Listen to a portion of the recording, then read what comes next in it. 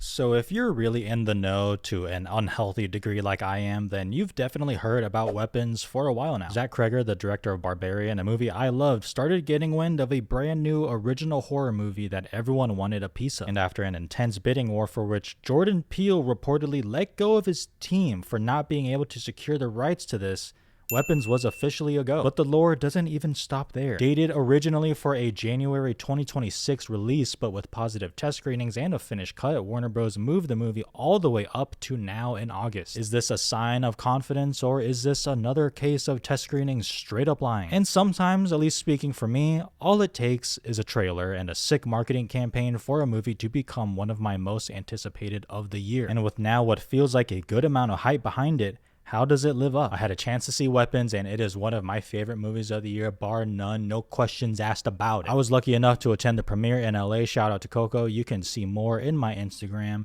You can see the handle there or link in the description. Oh, but do not fret. As I have said in my last video, and as I have gone through the hundreds and hundreds of comments in the past few months, people know I am not one to sugarcoat things at all. I have no problem saying what I really feel, no matter what the opportunity I was given or no matter how popular a movie is. So hopefully you believe me, but all I can say is I absolutely loved this movie. God damn. Now I can feel the fear in some people watching this video. Don't worry, I'm not going to spoil anything about this movie.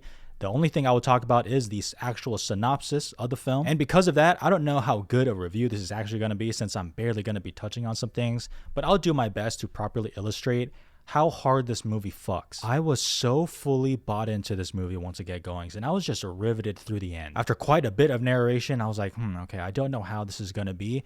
And then it locks in to one of the most fun and one of the most scary experiences I've been a part of since like AP English in high school. I go to the movies to feel things. Life can be both boring and life can also be very hard. So when I spend my time in a theater, I want to feel all the things that the filmmaker has intended the audience to feel. And my God, did Zach Cregger do that for me. Not only is this a very intense film, but it's also pretty funny. And you do need some levity in this movie just by how intense it is. I mean, the movie's about disappearing children, for God's sake. But when this movie goes for scary, it's fucking scary. I can't tell you how audibly loud the audience reacted. The kind of scare where it gets you so good that the few seconds of pause afterwards, everyone starts laughing or starts talking about it. And this is another one of those movies where it just feels like the movie has wrapped you up in the palm of its hands. I felt the moment, or I just kind of let go, and I was like, you know what?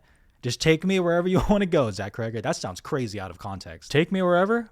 I fully trust you. Don't know where we're going, but I'm having a great time. And as I've said before with like a bunch of positive reviews on my channel, I really don't want to overhype this movie. I really believe overhyping things just kills a lot of people's like opinions of the movie. So there is a part of me that just wants to say, I really liked it. Please go out and see it if you're interested. And I just want to end the video there. But I have to speak my truth when I say I think this movie is like an ambitious masterwork of horrors. I don't know. Maybe that's overstating it, but it's sitting with me pretty nice. It does not feel like some small, very contained horror movie, and there's nothing wrong with that. It takes risks, it swings for it, almost like it's actively aware that it's kind of striving for something a little bit more than like a fun hour-and-a-half scare ride on a Friday night. And I really admired and loved that aspect of the movie. I love the ambitiousness of the storytelling choices. I mean, it was being compared to the horror version of Magnolia. I mean, like, that's what we're in for, people. The performances are excellent all around. Shout out to having very good kid actors. It's incredibly well shot and very well edited. I really don't think I'm overstating it when I just say this movie made me feel alive. You know, going back to I Want to Feel Something,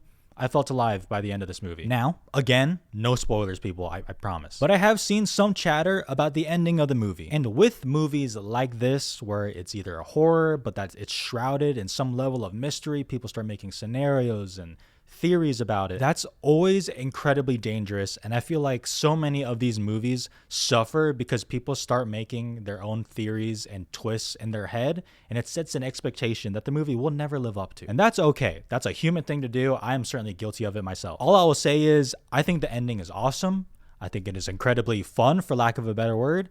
And again, it goes for it. Now, did I have some questions about it? Yes, I did. And not every movie has to answer the questions that it poses at the audience. I get that. But did I want a little bit more of some sort of explanation? Yeah, I did. But even if I take it at face value as, okay, that is the ending, I accept what that ending is, sure, it could feel, simple. And the ending, even though, again, I loved it, I was hooting and hollering in that goddamn theater, the ending is the part of the movie that I probably have thought about the most in terms of how effective was this. But in no world, no multiverse out there can that ruin everything that I just saw previously.